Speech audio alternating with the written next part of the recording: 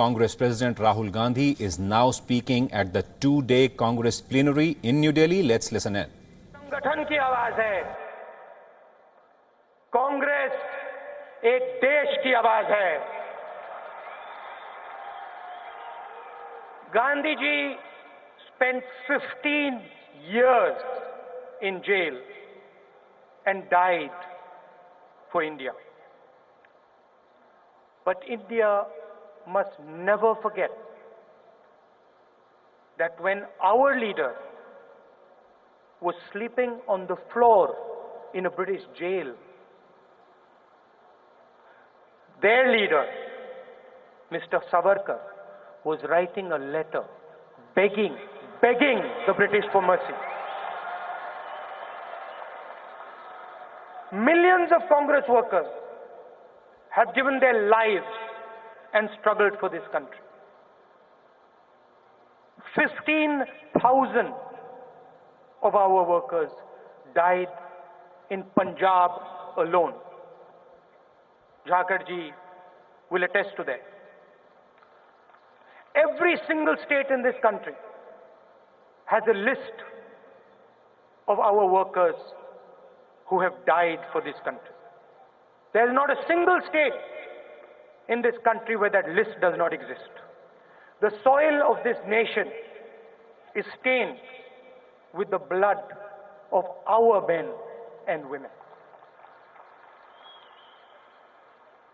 But in the last few years of our last government,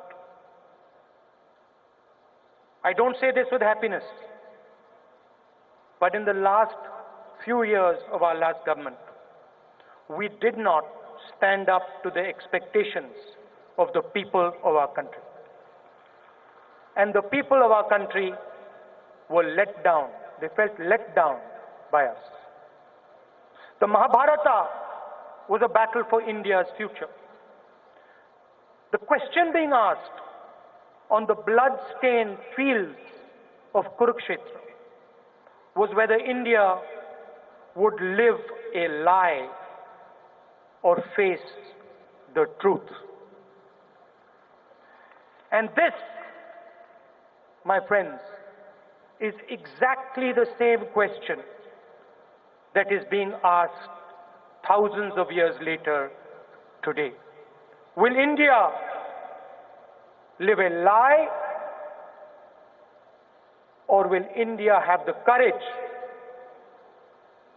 to face the truth? Today, the corrupt and powerful completely control the conversation in our country. All one hears is we are the fastest growing economy in the world. जहां भी आप जाएंगे, हमारे media के मित्र कहते हैं हिंदुस्तान सबसे तेजी से आगे जा रहा है. But go anywhere, any of the cities, and ask our youngsters, ask them, what do you do? और मैंने ये सवाल पूछा है, लाखों युवाओं से पूछा है, क्या करते हो? And the answer you will get, the youngster will look down and he will say, nothing. मैं कुछ नहीं करता हूं. एक तरफ फास्टेस्ट ग्रोइंग इकोनॉमी और दूसरी तरफ करोड़ों युवाओं के पास रोजगार नहीं है. यह हिंदुस्तान की सच्चाई है. Go to any market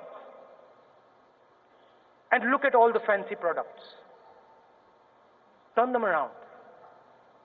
Turn them around, and behind you will read, made in China, made in China, made in China. China is everywhere.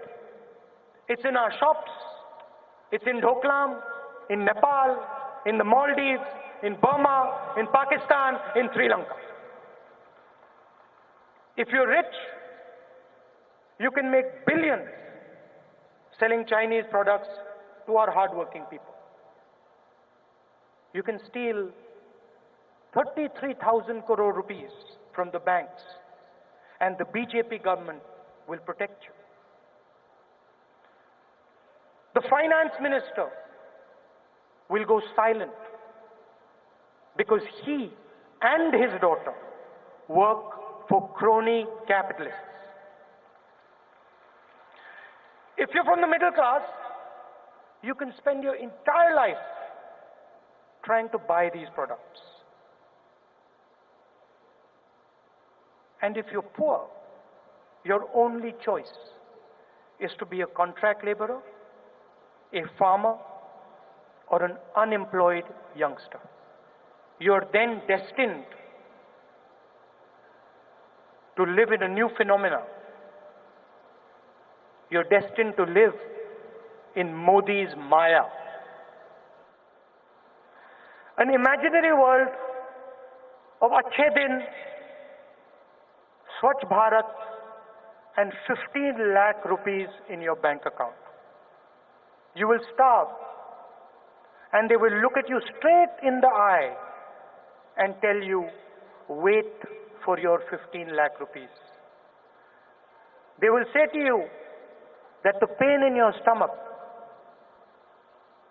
the hungry pain in your stomach, is your imagination.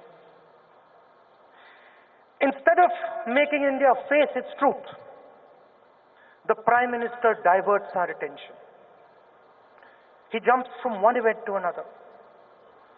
Surgical strikes to demonetization, Gabbar Singh tax to a fancy yoga parade in front of Parliament. चलो योगा करते हैं.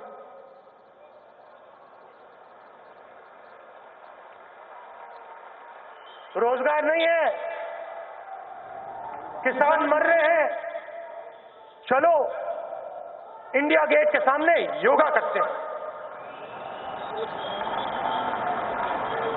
When it's important for the PM to speak, he goes silent.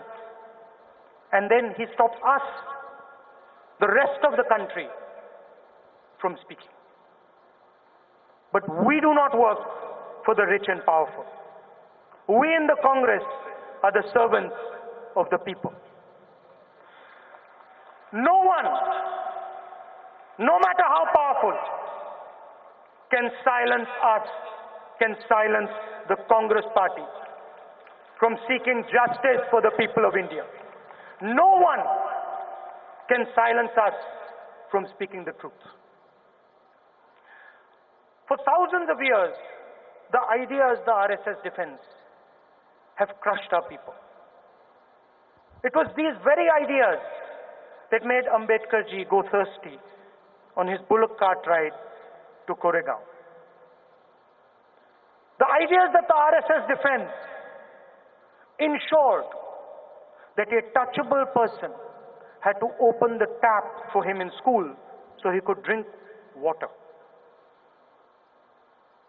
It is the same ideas that the RSS defends that forced Ambedkar ji's elder sister to cut his hair for him because no one else would. It is the ideas that they defend that still ensure that millions of our artisans, our potters, our carpenters, our barbers, our tailors never get the true fruits of their labor. The same ideas were in the minds of those criminals who taped and WhatsApped themselves beating those young Dalit boys in Una. The radicals keep telling us, the Indian people, that we don't understand. When we ask questions, when we demand answers, they tell us, be quiet, you don't understand. They tell the tribal, the jungle is not yours, because we know better what to do with it. They tell the millions of Muslims who never went to Pakistan and supported our great nation, you don't belong here. They tell the Tamils, change your beautiful language. They tell the people from the northeast, we don't like what you eat. They tell women, dress properly or we'll thrash you. They told Gauri Lankesh and Kalburgi, question us and you will die. They tell our honest businessmen to shut up and allow corrupt officers to extort their hard-earned money. They tell our farmers to work for nothing. Meanwhile, Nirav Modi, who carried out India's biggest theft, has the same name as our Prime Minister. It's interesting. It's an interesting fact. There's more. The most corrupt man in cricket also shares the same name with our Prime Minister. So what does Modi actually mean? What does Modi actually mean? The name Modi symbolizes the collusion between India's biggest crony capitalist and the Prime Minister of India.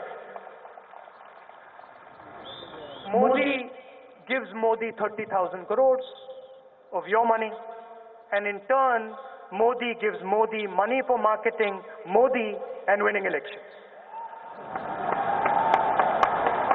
That, my friends, is what is going on. Now a little bit in Hindi.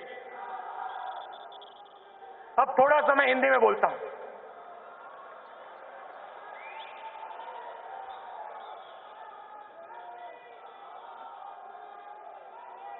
Gujarat का चुनाव हुआ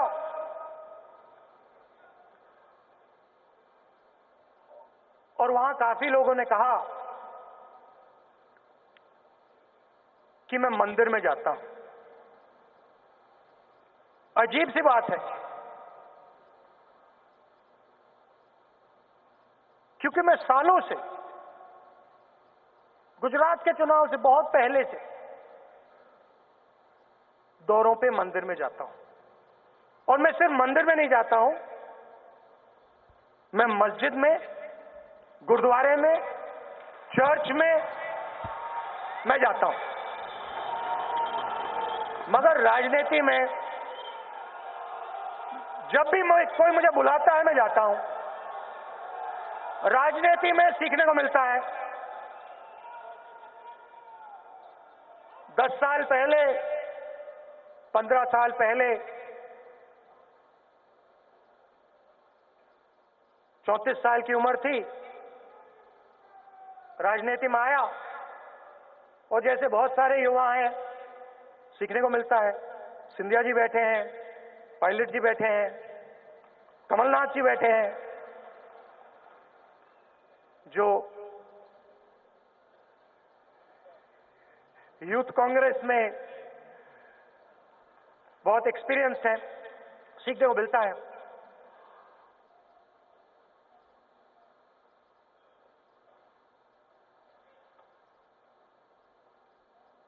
दो मंदिरों की मैं आपको कहानी बताना चाहता हूं. इजाजत है?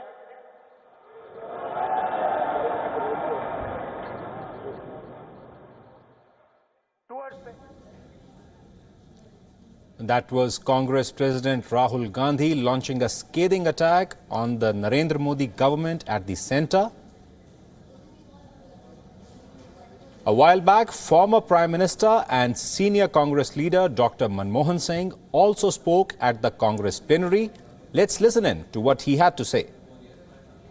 The atmosphere in Jammu and Kashmir is deteriorating day in and day out. That is obvious from the fact that our borders are not secure, whether it is the cross-border terrorism or internal terrorism. internal insurgency, there are today issues which are the source of great worry to all our citizens, and